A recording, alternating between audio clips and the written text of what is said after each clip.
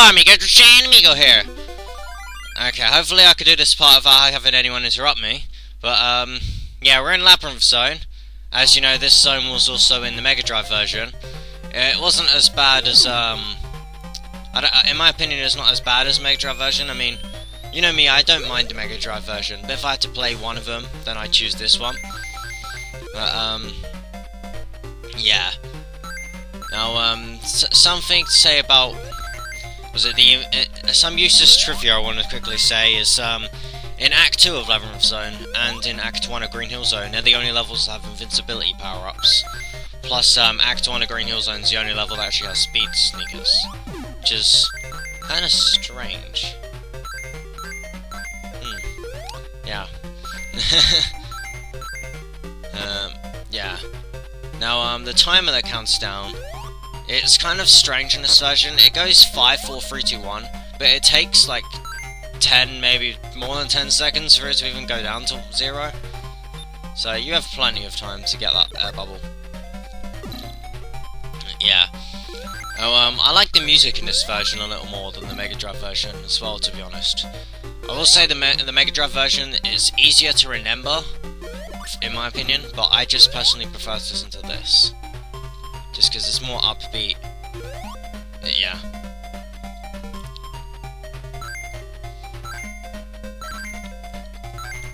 Something that might become kind of jarring is, or something that might bug you if you're playing this or you're just watching play this. Sonic running a lot slower, and it looks slower than he did in the Mega Drive version. Now, yes, I guess that kind of makes it worse than the Mega Drive version. But the thing is, these levels are a lot shorter than the ones in the Mega Drive version. For starters, there's only 2 proper acts, because, you know, the third one is just like a boss act in this game. And, you also have the fact that it's not nearly as maze-like as it is in the first, Sonic, the Labyrinth Zone or the other Sonic game I've done. Now, as you saw, I did press a switch back there. Basically, that switch, as soon as you press it, the TV on the right-hand side turns into a 1-up monitor, and you can get an extra life. Just make sure you get the switch before you break the monitor, because I believe the monitor will be gone forever. And that's no good.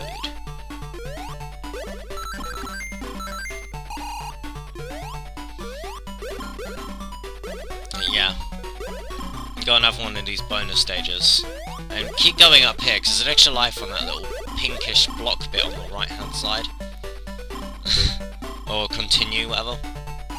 There it is.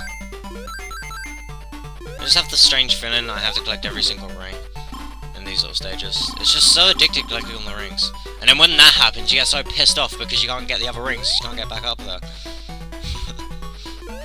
So yeah, see right here? Try the other side. Nope. I don't know what the hell I did. But somehow I managed to get 1,000 points on that little spinny flag thing. The goal post. Now this second act actually has a Chaos Emerald in it, but those of you who played the Master System version will realise that you get the Chaos Emerald differently in this version. Because something I don't think I've noticed, I might have noticed it yet, but I don't know if I said it or not. But basically, the Master System version of this game is exactly the same, but it has a very very few minor changes. Like, the most noticeable one is the screen crunch in this game. The screen focuses more on Sonic, whereas in the Master System version, you can see more around you. Yeah, one of the big differences with this level is the fact that in Labyrinth Zone for the Master System, you have to collect the Chaos Emerald by jumping in some spikes. The best way to do it is for invincibility, but you can use your invincibility frames and get it.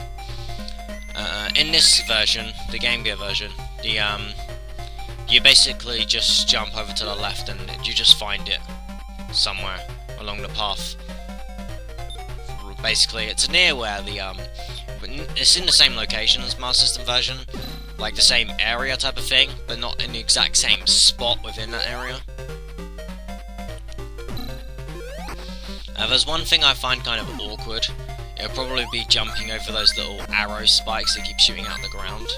Just because there's just the way how slow Sonic jumps in this version. Like when he's underwater, it's kind of hard to avoid those little spikes that come from the ground. Something that really bugs me actually is whenever Sonic looks upwards, his chin is frigging ginormous and it bugs the shit out of me. Seriously, I don't know, I just can't stand it. It's just a minor, weird complaint I have. Just don't like how big his chin is when he looks up. Yeah. This level, the timer will go quite a bit, and it'll put you under a lot of pressure. And this section in particular is the part where you want to worry most about your timer, because there have been times where I've drowned in this section here, and it's not fun, trust me. But yeah, to the left over here you'll see a Chaos Emerald. Normally there'll be a few spikes at the bottom of this little bit here, but now it's just over here. And there's a little spike on the ceiling actually. Kind of random. But yeah, they changed that for some reason. Now, something different between this version and the Mega Drive version is the fact that in the Mega Drive version, when you lose all your rings, you can see at least about 20 rings scatter around everywhere. It just depends how many rings you have. Whereas in this version, you only lose one ring, and you can only pick up that one ring that falls out of you. Now, this part is really tricky, especially because you don't have any rings in the boss fights, which can make them kind of difficult. But at the same time, I don't mind that because the bosses in this game can be rather easy, and if you had rings in this game, I think that'll make them even easier. So I'm glad they went for the no ring take for this. Now with this boss, he peeks out of the ground and shoots two little pellets left and right, and then he'll come from the top and shoot a little missile which will follow you. If you stand on the left hand side, it will follow to the left hand side and you can just quickly jump to the right hand side. Or you can jump to the left hand side, let it follow you to the left hand side and then try and dodge it, like this.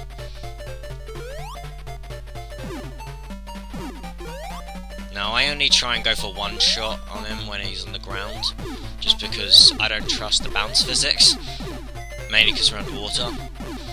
But for the top ones, I try and hit him as many times as I can.